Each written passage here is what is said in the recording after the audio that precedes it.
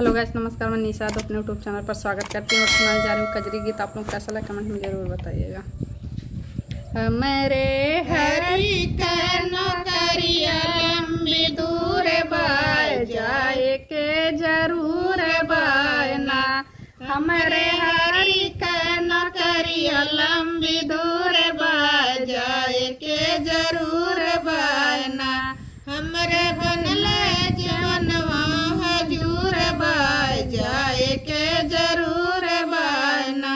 हमरे बनल जनवा हजूर बाय जाए के जरूर बायना।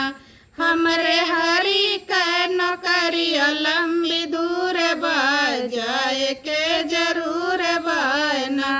हमरे हरी के नौकरिया लंबी दूर बाय जाए के जरूर बायना। हमरे भरल गड़ुआ हजूर बाय जाए के जरूर बायना। हमरे भरल गड़ुआ हजूर बाय जाए के जरूर बायना। हमरे हरी का नौकरिया लंबी दूर बाय जाए के जरूर बायना। हमरे बनी के नौकरिया लंबी दूर बाय जाए के जरूर बायना। हमरे भरल बिरौआ हजूर बाय जाए के जरूर बायना।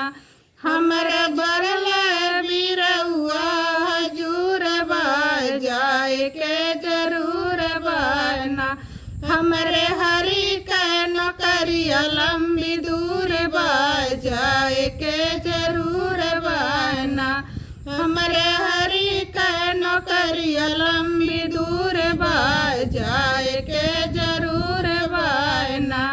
हमरे बिछल से जरिया हजूर बाय जाए के जरूर बायना।